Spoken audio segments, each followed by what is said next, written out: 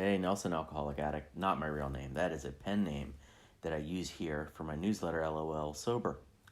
Last Thursday was 14 years clean and sober for me. Yep, 14 years. That is a long time. Jeez. It still boggles my mind to say it out loud. So, congratulations to me. Everybody should just spend a moment of silence, reveling in my greatness, I guess. I still really like anniversaries because as much as I like to think I've gotten very, very humble over the years, look at me and all my humility. I'm not going to turn down a round of applause for my amazingness once a year. So, bravo to me. And in all seriousness, I like anniversaries a lot. I just think I need to hear people celebrating recovery, not just muddling through it. And so, if you got a 1 day or 10 years or anything in between, anything over or under that, bravo. It's an amazing thing. So, on my anniversary, I was sitting alone in a hotel room in Los Angeles. I was on a business trip, and it was my anniversary day. So I'm sitting there in LA, and I've written about this before. I love going to 12-step meetings in other places when I travel. It's just so fun to see how recovery happens in other places. And so it was my anniversary, and I found myself sitting a half mile away from a meeting.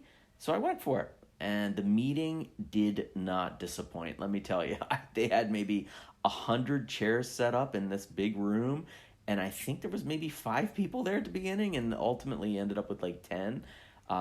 They had all these chairs. They had a microphone for I don't know why. There was like 8 of us, 10 of us.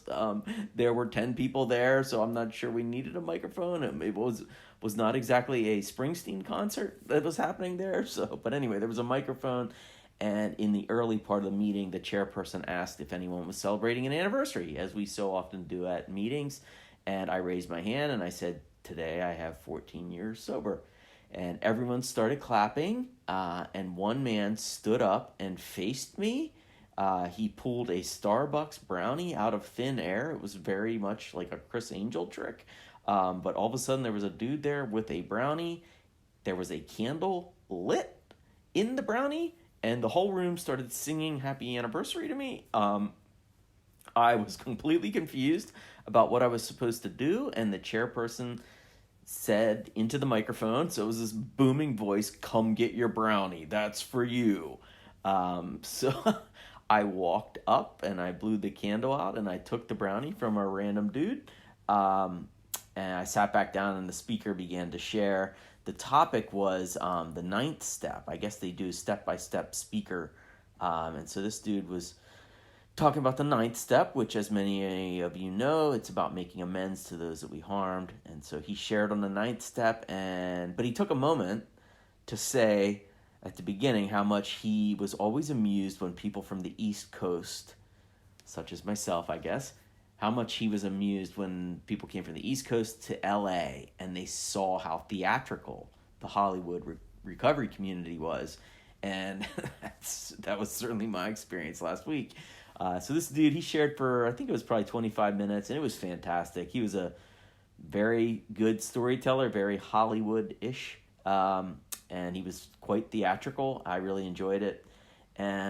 As he spoke during that half hour or so, a guy came in and just kind of wandered around the room over and over again, just like made a circle walking around the room. Nobody really flinched. I found it super weird to have a guy circling the room, but it didn't seem to slow anybody else down. I eventually stopped paying attention until he walked really close to me, and that's when I noticed that his entire ass was hanging out of his pants. I don't mean that his pants were riding low and his underwear was sticking out.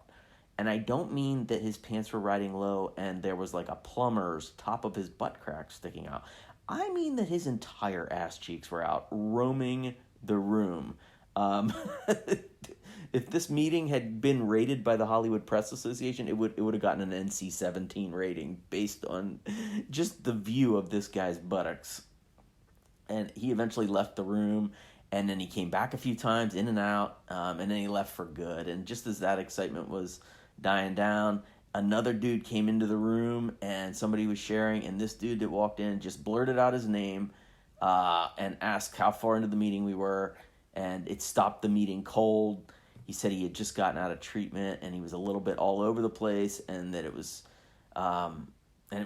pretty hard to understand exactly what his deal was. But listen, dude, we're all sick and suffering, so it was a welcome sight to have somebody coming out of treatment and come into this meeting, and I was blessed to be there, I felt like. And so toward the end of the meeting, they passed the basket, which included a Venmo account for the treasurer, which I looked at the treasurer's name, and it was a pretty famous person, and I thought, well, of course the treasurer is like a B-list celebrity, man. This is Hollywood, baby.